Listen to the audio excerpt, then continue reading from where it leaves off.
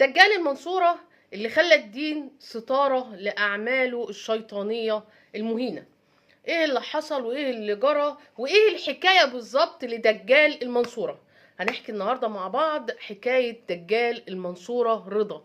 مين رضا ده؟ رضا ده واحد دجال في المنصورة، نزل اليومين اللي فاتوا فيديو متداول لواحد بيعالج ست من مس او من سحر شيطاني، كما هو يزعم ويقول ان ده مس او سحر شيطاني. بدأ ان هو يتلامس جسمها وكمان يتلامس عفتها. الفيديو انتشر والناس بدأت تتفاعل على الفيديو وبدأ يصير نوبة من الغضب للفيديو ده. ايه حكاية الفيديو دوت؟ زي ما انتم شايفين في الفيديو، انا مش هعرض الفيديو لان الفيديو صعب جدا. الشخص ده بيتعدى على السيدة تحرش علني كده، تحرش علني، غير الضرب، غير الكلام، غير الطلاسم اللي هو كان بيقولها، غير حاجات كتير.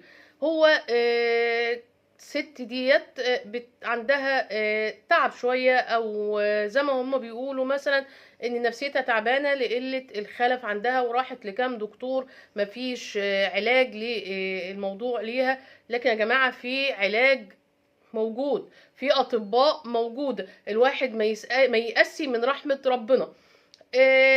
ناس او اهلها قالوا لها تعالوا ما نروح لرضا، ده هو اللي في ايديه البركه وده راك البركه عندنا.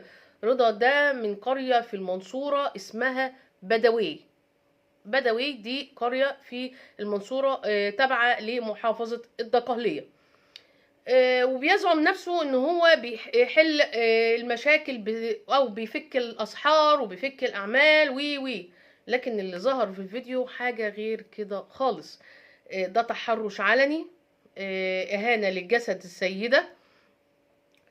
ناس كتير بالمنظر ده يعني بيستغلوا الدين وبيستخبوا وراه، بيعملوا افعالهم المشينه، وبيحطوا الدين ستاره. حسبي الله ونعم الوكيل فيهم بجد.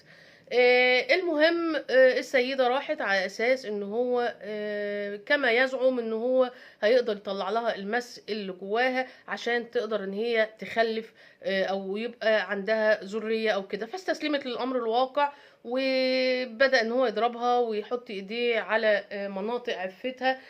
والاهل هنا بقى عليهم عاملين خطأ. بقى ايه هو بقى العامل الخطأ للاهل ده؟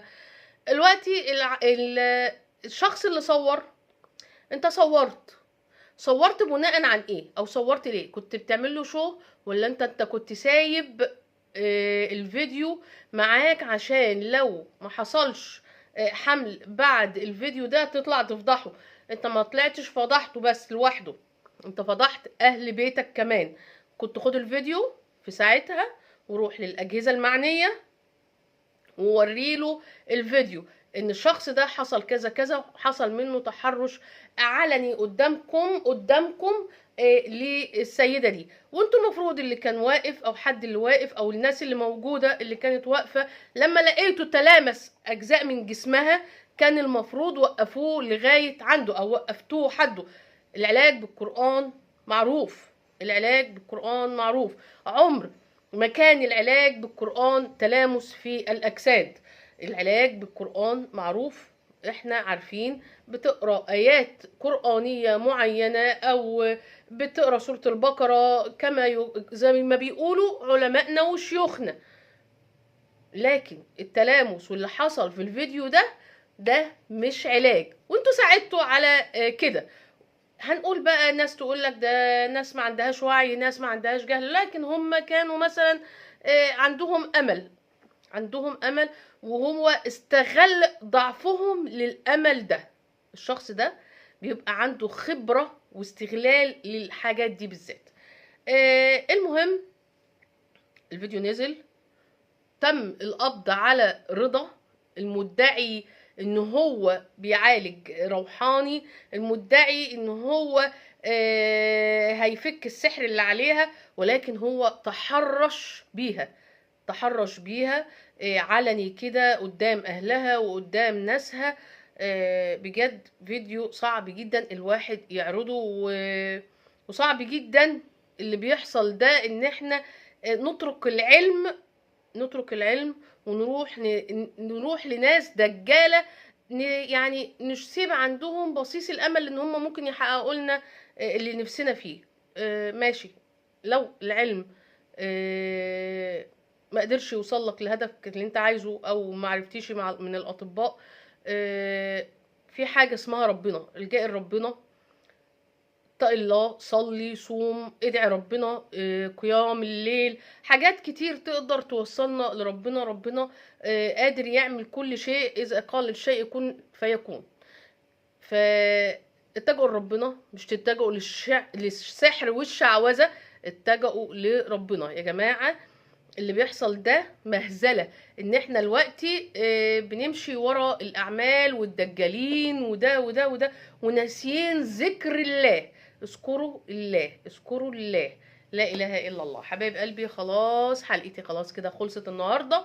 عايزه اشوف في تعليقاتكم، هل يصح اللي احنا شفناه ده؟ هل يوجد نماذج من دي كتير؟ في نماذج من دي كتير. طيب ليه سايبين النماذج دي في مجتمعنا لغايه دلوقتي؟ ليه ما تروحوش الاجهزه المعنيه؟ ده في فلان الفلاني بيدعي ان هو كذا. انتوا اللي خليتوا الناس دي تتمادى وتستخبى ورا ستاره الدين. فيا جماعه خدوا بالكم من نفسكم. العلم او الاطباء موجودين. اذكروا الله. خليكم مع ربنا شويه. في رعايه الله وحفظه. سلام.